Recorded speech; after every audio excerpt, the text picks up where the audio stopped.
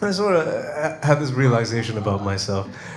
It was a lot. It was a lot to process, you know. And I was turning 30 in a few months. And I sort of set that as a arbitrary deadline of sorts to have it mostly squared away in my head. Of course, this stuff takes forever, but mostly worked out.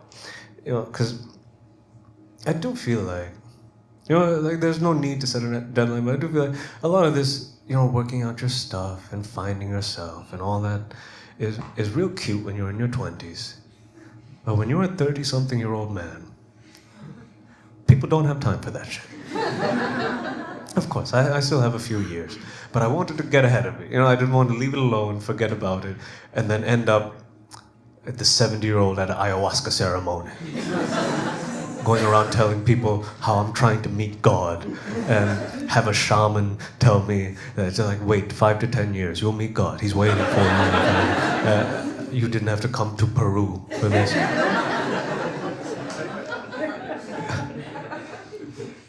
Around that time, I started seeing my therapist much more regularly as well. I go every now, like for like 6 weeks at a time, like a tune-up every 6 weeks. But I started going every week for a while, and it was very helpful. My only qualms earlier on in the process was that at these prices, I thought he'd fix me. Like a mechanic, you know? Like I'm the car and he's the mechanic, and I go in and he fixes me. At least for me, I found it very useful to figure out exactly in which ways I am fucked. And maybe gain some insight into just how I got so fucked. But apparently, I am supposed to do all the unfucking myself.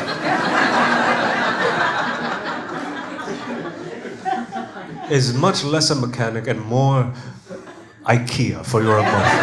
You know? Where you're given the tools and some materials where you have to put your shitty table of a personality together all by yourself.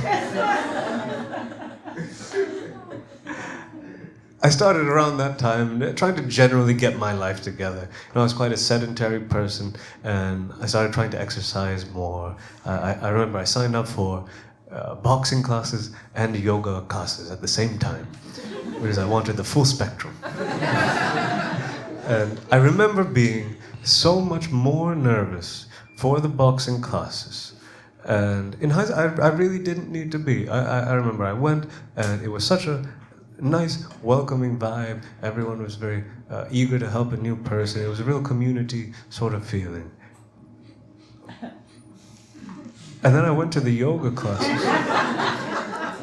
And I tell you, I have never been so afraid in my entire life. Everyone was like namaste to each other, but it's just a lot of sociopaths in spandex. You know, just psychos in lycra, all of them. And I wondered why this was.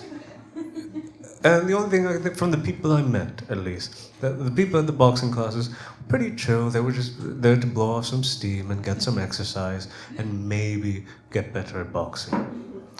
Whereas the people at the yoga classes, not all of them, but enough, seemed to be under some assumption that doing yoga would also make you a better person. And I'm not sure that's how it works. Say if you're an asshole and you go do yoga, you're not any less of an asshole. You're just a bendy asshole.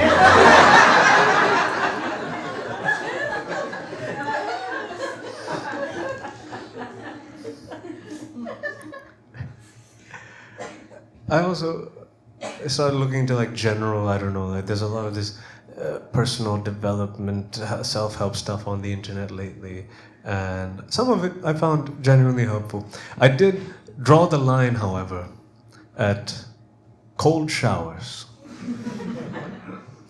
Because I remember when I saw it, I was surprised that it was as popular as it was, or seemed to be, where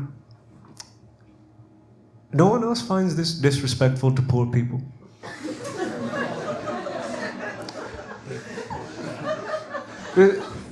That stuff was mostly all right at home growing up, but there was a period of my childhood where we didn't have hot water in the house.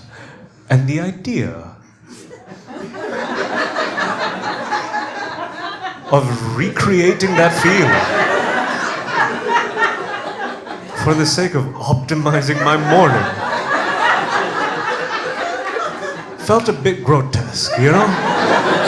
It felt like financial appropriation. And I just didn't want any part of it.